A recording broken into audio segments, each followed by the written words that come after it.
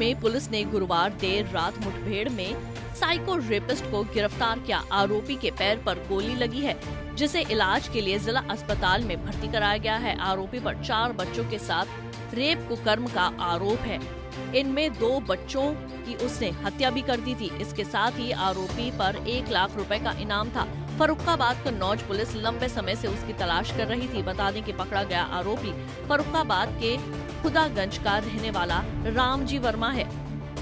ये वही रामजी है जिसने 8 महीने पहले कन्नौज में बच्ची से रेप के बाद उसे मरी हालत में छोड़ दिया था। पूरे मामले पर एसपी कुंवर अनुपम सिंह ने बताया कि वो हुलिया बदलकर फर्रुखाबाद कन्नौज में बच्चों की रेकी करता था, फिर मौका पाकर उनके साथ रेप जैसी वारदात को अंजाम देकर उनकी हत्या कर देता था।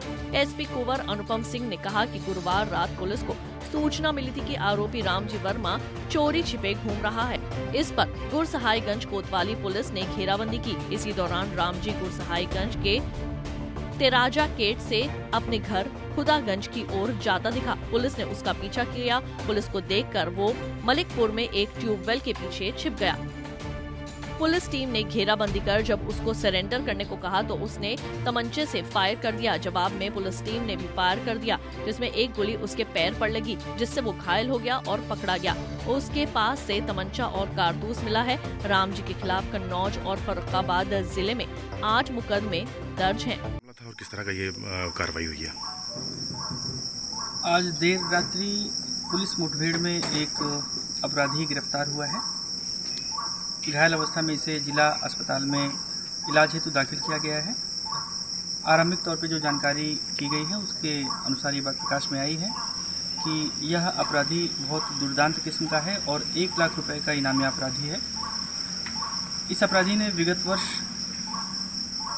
एक बच्ची के साथ में बड़ी जघन्य घटना की थी और तब से ये फरार चल रहा था। इसकी लगातार तलाश थी और आज ये अपराधी पुलिस मुठभेड़ में गिरफ्तार हुआ है।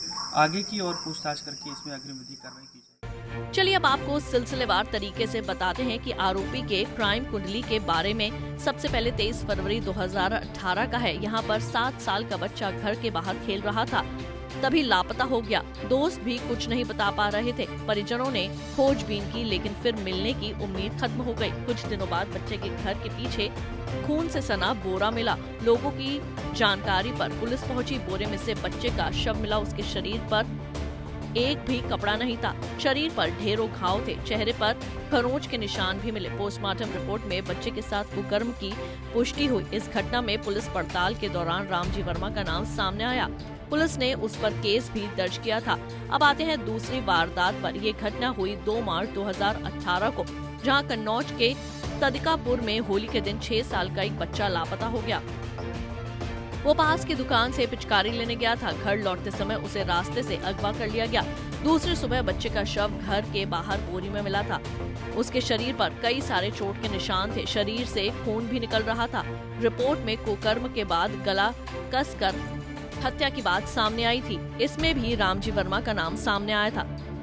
तीसरी वारदात कन्नौज के गुरसहायगंज में हुई, जहां 3 मार्च 2018 को होली के एक दिन बाद यहां एक बच्ची अपने घर के सामने से लापता हो गई। परिवार के लोग उसकी तलाश कर रहे थे, तभी कुछ लोगों को चिल्लाने की आवाज सुनाई देती है। पूछने पर पता चलता है कि एक लड़का एक छोटी सी बच्ची के साथ खेत में गलत काम करता हुआ पकड़ा गया है। उसने बच्ची के साथ मारपीट भी की है।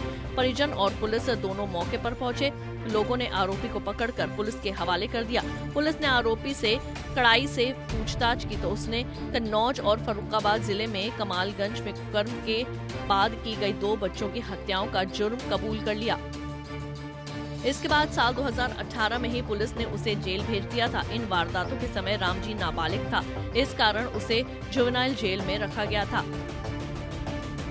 लेकिन इतने के बाद भी आरोपी नहीं सुधरा और 23 अक्टूबर 2022 को उसने चौथी वारदात को अंजाम दिया, जहां दीपावली के एक दिन पहले गुरसहायगंज थाना क्षेत्र में 13 साल की बच्ची खून से लथपथ मिली थी। बच्ची तड़प रही थी। उसे अस्पताल में भर्ती कराया गया। परिजन पहुंचे तो जांच शुरू हुई। पुलिस ने गुरसहायगंज से लेकर फर्रुखाबाद जिले के कमालगंज तक 132 सीसीटीवी कैमरे खंगाले, तब उसकी पहचान हो सकी। पुलिस तभी से उसकी तलाश कर रही थी। रामजी को पकड़ने के लिए पुलिस ने कई दिनों तक दबिश दी थी।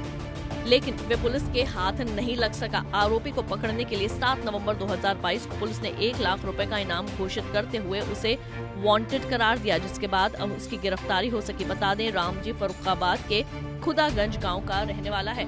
उसके 3 भाई हैं, घर में माता पिता हैं। रामजी 5 साल का था जब उसकी मां की बीमारी के चलते मौत हो गई थी।